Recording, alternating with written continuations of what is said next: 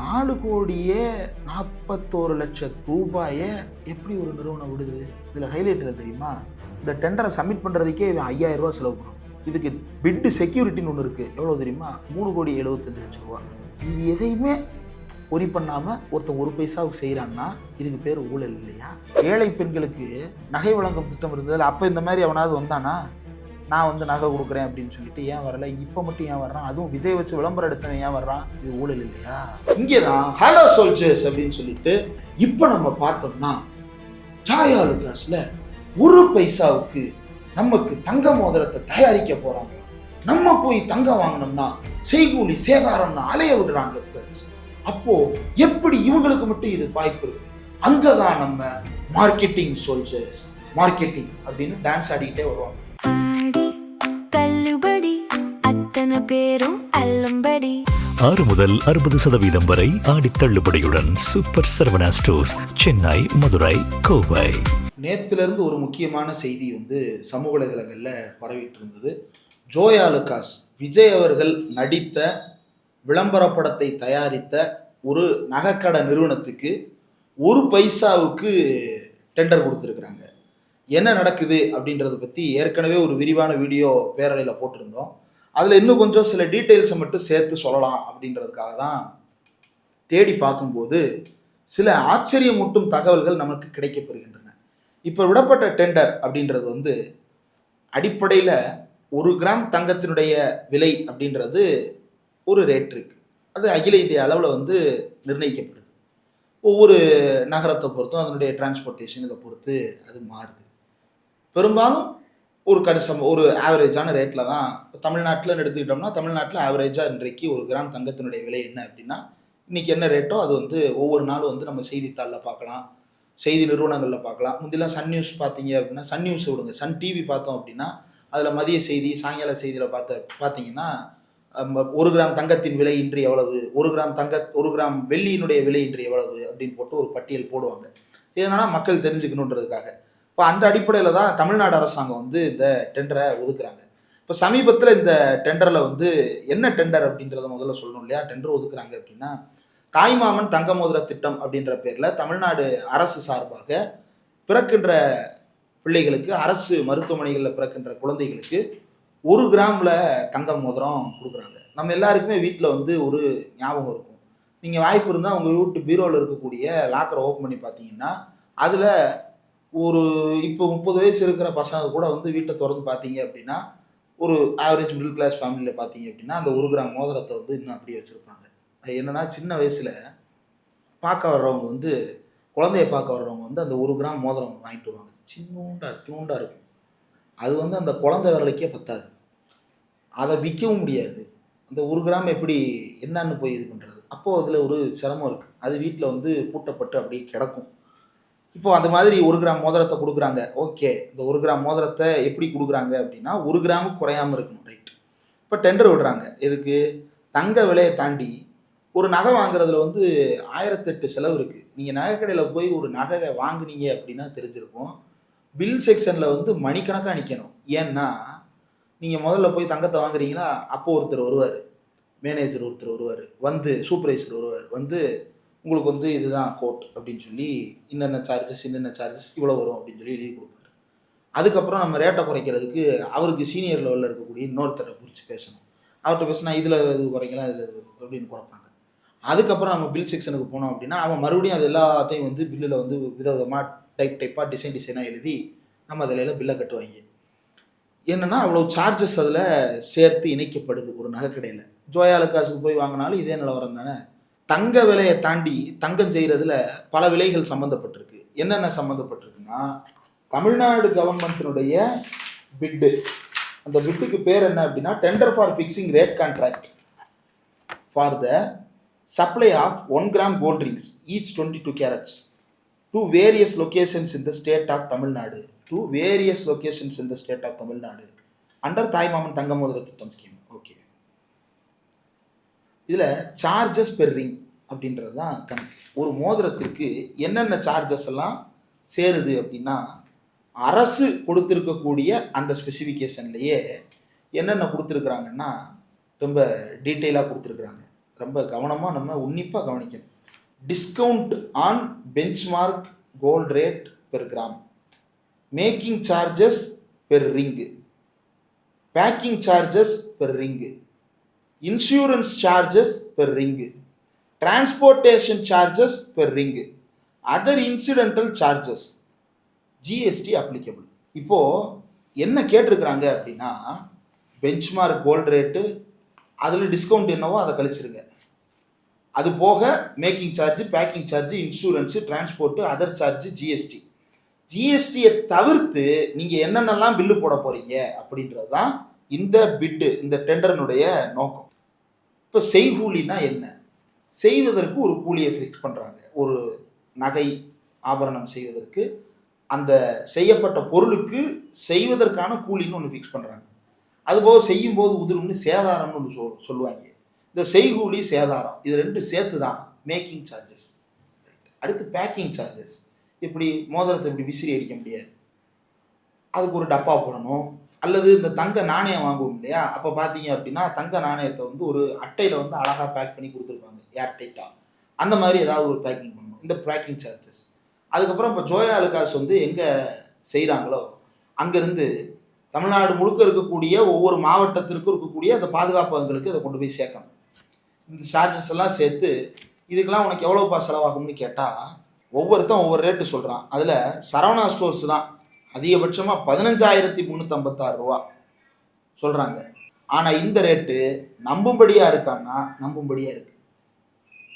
நம்ம வந்து கடையில் போய் வாங்குகிறோம் அப்படின்னா அந்த கடையில் போய் வாங்கும்போது கிட்டத்தட்ட இதுக்கு ஈக்குவலான சார்ஜஸ் வந்துடும்.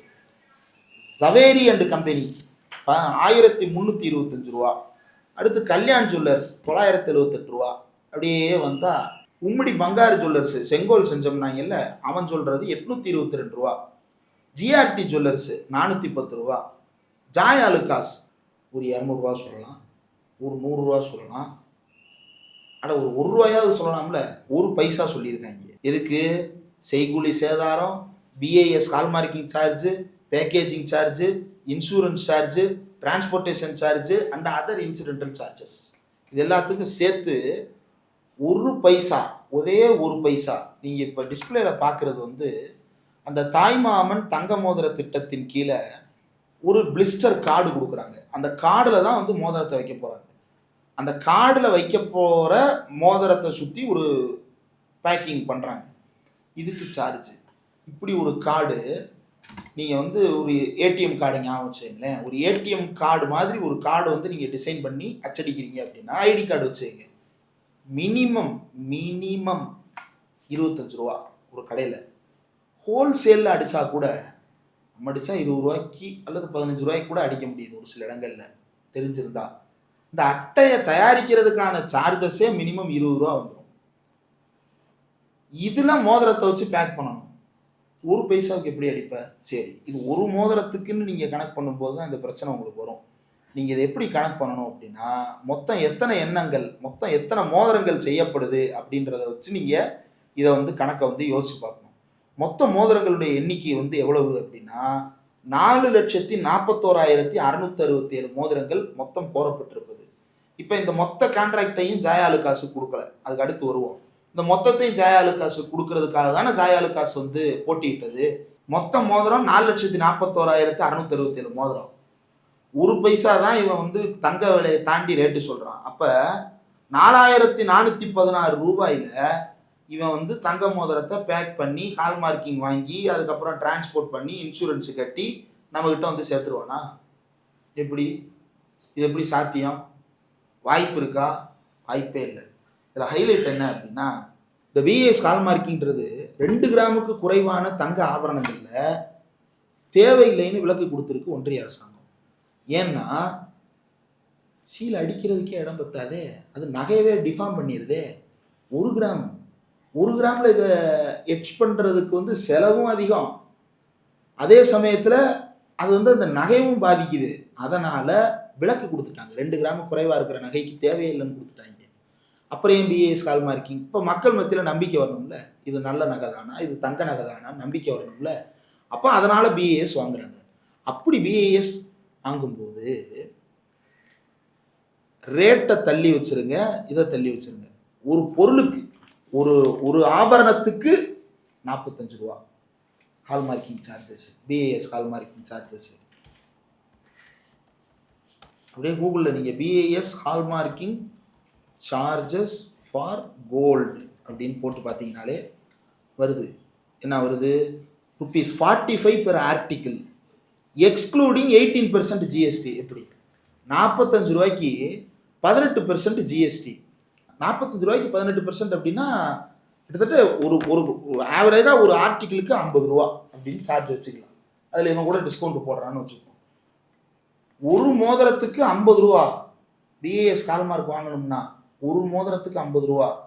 அப்போ 4,41,667 மோதிரங்களுக்கு ஒவ்வொரு மோதிரத்துக்கும் 50 ரூபா போட்டால் 4,41,667 × 50 2 கோடி ரூபா வருது ஹால்மார்க் வாங்குறதுக்கு. இது போக கன்சியூமர் பியூரிட்டி டெஸ்டிங் அதெல்லாம் நமக்கு தேவையில்லை. இது இவன் எவ்வளவுக்கு வாங்குறான் அப்படின்றத பொறுத்து தான். அப்போது பிஏஎஸ் ஹால்மார்க்கிங் வாங்குவதற்கு ஒரு மோதிரத்திற்கு 50 ரூபாய் ஆகும் பொழுது ஒரு பைசாவில் இவன் எப்படி பிஏஎஸ் வாங்குவான்? இப்போ இவனே குத்திப்பானா? இல்லை, சொந்த செலவில் அடிப்பான். இங்கே தான் ஹலோ சோல்ஜர்ஸ் அப்படின்னு சொல்லிட்டு இப்போ நம்ம பார்த்தோம்னா ஜாய் ஆலுகாஸில் ஒரு பைசாவுக்கு நமக்கு தங்க மோதிரத்தை தயாரிக்க போகிறாங்களாம். நம்ம போய் தங்கம் வாங்கினோம்னா செய்கூலி சேதாரம்னு அலைய விடுறாங்க ஃப்ரெண்ட்ஸ். அப்போது எப்படி இவங்களுக்கு மட்டும் இது வாய்ப்பு இருக்கு? அங்கே தான் நம்ம மார்க்கெட்டிங் சோல்ஜர்ஸ் மார்க்கெட்டிங் அப்படின்னு டான்ஸ் ஆடிக்கிட்டே வருவாங்க. பல வகையான இன்ஃப்ளூயன்சர்ஸ் வருவாங்க. மார்க்கெட்டிங்காக ஜாய் ஆலுகாஸ் அரசாங்கத்தோடு சேர்ந்து இதை செய்யுதா? அப்போ ஏன் ஜாய் ஆலுகாஸுக்கு கொடுத்தீங்க? ஏன் கல்யாண் ஜுவல்லர்ஸுக்கு கொடுத்தீங்க? இப்போ என்ன பண்ணுறாங்க அப்படின்னா, இந்த ஃபினான்ஷியல் பிட் வந்ததுக்கப்புறம் மற்ற ஜுவல்லர்ஸுக்கும் அனுப்புகிறாங்க. கோட் பண்ணவனுக்கு 15,000 கோட் பண்ண வரைக்கும் அனுப்புகிறாங்க. இந்தாப்பா இவன் ஒரு பைசாவுக்கு செய்கிறானா, நீங்கள் ஒரு பைசாவுக்கு செய்ய ஒத்துக்கிறீங்களான்னு கேட்டபோது ஒரு பைசாவுக்கு செய்கிறானா அப்படின்னு கேட்டபோது மற்ற இவனெலாம் முடியாதுன்ட்டான். கல்யாண் ஜுவல்லர்ஸ் மட்டும் ஒரு பைசாவுக்கு செய்கிறேன்னு ஒத்துக்கிட்டான். அவனே பிஸ்னஸில் படாத பாடுபட்டு கல்யாண் ஜுவல்லர்ஸு நம்ம மொட்டை பாஸு என்ன பண்ணியிருக்கிறாப்புல அப்படின்னா ஐபி போடுறாப்புல. இப்போ ஃபண்டு பத்தலை, ஃபண்ட் ரைஸ் பண்ணுறதுக்காக ஐபி போட்டுக்கிட்டு இருக்காப்புல. நீ எப்படி ஒரு பைசாவுக்கு செய்வீங்க? செய்கூலி இல்லை சேதாரம் இல்லைன்னு ஊரையை மாற்றிக்கிட்டு இந்த ஒரு பைசாவுக்கு இவங்க செய்கிறாங்களாம். கேட்டால் இப்போ நம்ம ஒரு செய்தி பார்த்தோம். பிஸ்னஸ் ஸ்டாண்டர்ட்ஸில் இந்த நிறுவனங்கள்கிட்டே கால் பண்ணி கேட்டிருக்கிறாங்க. எந்த நிறுவனத்தில்? குறிப்பாக நம்ம ஜாய் ஆலுகாஸில் கேட்டிருக்கிறாங்க. அப்போ என்ன தகவல் கிடச்சிருக்குது அப்படின்னா, ஆலுகாஸில் நாங்கள் இதை ஒரு சோஷியல் வெல்ஃபேர் ஸ்கீம் அப்படின்றதுனால நாங்கள் இதை செய்கிறதுக்கு ரொம்ப உறுதுணையாக இருக்கணும்னு நினைக்கிறோம் அப்படின்னு சொல்லி அவன் விளக்கம் கொடுத்துருக்குறான். நீங்கள் அந்த இதையே பார்க்கலாம். We see this as an opportunity to create long-term value while leveraging our brand strength, retail experience and established customer base அப்படின்னு சொல்லிட்டு. The state is a key market for us and we see potential to further strengthen our presence and serve customers. அதாவது இது long term value, இது எங்களுக்கு மதிப்பை உயர்த்தும், இதெல்லாம் branding point of வியூவில் பார்க்கணும் அப்படின்னு சொல்லிட்டு இன்னொரு ஆர்டிக்கிளில் பிராண்ட் விசிபிலிட்டி தொடர்பாகவும் இதை பேசியிருக்கிறாங்க. பிராண்ட் விசிபிலிட்டி தானே. இது வரைக்கும் பிராண்ட் விசிபிலிட்டிக்காக எத்தனை ஏழைங்களுக்கு நீங்கள் உதவி பண்ணியிருப்பீங்க? உங்கள் கடைக்கு நகை வாங்க வர்றாங்கல்ல, அவங்களும் ஏழை தானே.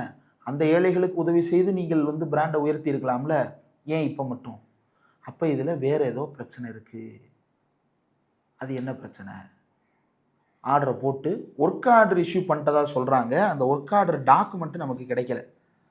இப்போது 50 ரூபா இதுக்கு, 20 ரூபா இதுக்கு, அப்போ கிட்டத்தட்ட 70 ரூபா கணக்கு வருதுங்க. ஒரு இதுக்கு 20 ரூபா கார்டுக்கு. அதுபோல் டிரான்ஸ்போர்ட்டேஷனுக்கு ஒரு 10 ரூபா. எப்படி? கன்சைன்மெண்ட்டே கம்மி இல்லை, 4 லட்சம் தானே. அப்போ ஒவ்வொரு மாவட்டத்துக்கு போகணும்.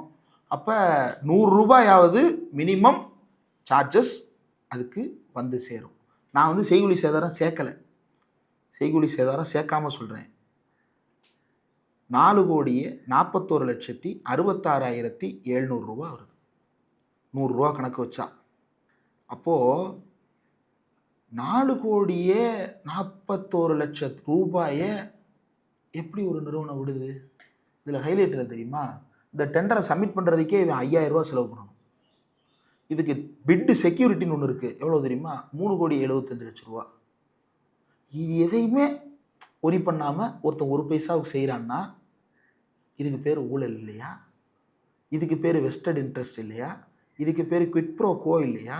ஒரு தனியார் நிறுவனத்தை ப்ரொமோட் பண்ணுறதுக்காகத்தான் இந்த அரசாங்கம் வந்து இதை செய்கிறாங்களா? தமிழ்நாடு முழுக்க எத்தனையோ நகை செய்யும் பொற்கொள்ளர்கள் இருக்கிறாங்க. சிலர் வந்து தலைமுறையாக அதை செய்கிறாங்க, சிலர் தொழில் ரீதியாக கற்றுக்கிட்டு செய்கிறாங்க. அவங்களுக்கு இந்த ஆர்டர் கொடுக்கலாம்.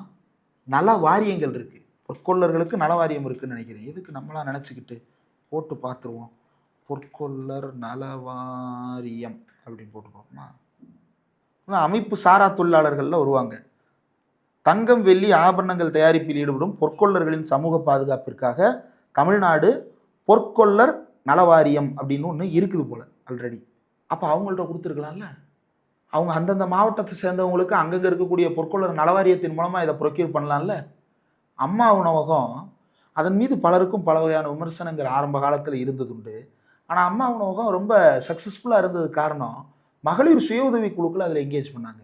அதே போல் காலை உணவு திட்டம் இன்றைக்கும் சக்ஸஸ்ஃபுல்லாக இருக்கிறது காரணம் அந்தந்த ஊர்களில் இருக்கக்கூடிய மகளிர் சுய உதவி குழுக்களில் இருக்கக்கூடிய தாய்மார்களே அதில் இன்வால்வ் பண்ணுறாங்க. அது இன்றைக்கும் சக்ஸஸ்ஃபுல்லாக ரன் ஆகிட்டு இருக்குல்ல காலை உணவு திட்டம். அப்போ அந்தந்த ஊரில் இருக்கக்கூடிய பொற்கொள்ளர்களுக்கு இந்த ஆர்டரை கொடுத்துருக்கலாம்லே, இதை கொடுத்துருக்கலாம்ல, அவங்க பயனடைஞ்சிருப்பாங்கல்ல. எதுக்கு ஆளு காசுக்கு பிராண்டிங் பண்ணுறீங்க? அந்தந்த ஊரில் இருக்கக்கூடியவங்க வந்து ஒரு கோஆப்ரேட்டிவாக ஃபார்ம் பண்ணி அதன் மூலமாக தயாரிக்கலாமே. தனியார்னா தரம் நொட்டும். தனியார் வந்து தரமாக இருக்குக்கா? அம்மா உணவகம் இன்றைக்கும் ஏழைகளுக்கு பசியாத்ததில் ஒரு தனியாரால் அதை செய்ய முடியுமா? சரி, தமிழ்நாட்டில் ஏழை பெண்களுக்கு நகை வழங்கும் திட்டம் இருந்ததில் அப்போ இந்த மாதிரி அவனாவது வந்தானா? நான் வந்து நகை கொடுக்குறேன் அப்படின்னு சொல்லிட்டு ஏன் வரல? இப்போ மட்டும் ஏன் வர்றான்? அதுவும் விஜய் வச்சு விளம்பரம் எடுத்தவன் ஏன் வர்றான்? இது ஊழல் இல்லையா? இதுக்கு என்ன சார் பதில் சொல்லுங்கள்? சட்டமன்றத்தில் பதில் சொல்லுங்கள். பாத்ரூம்களை எட்டி பார்ப்பதை விட்டுவிட்டு பொறுப்புணர்ச்சியோடு பதில் சொல்ல போனாங்க.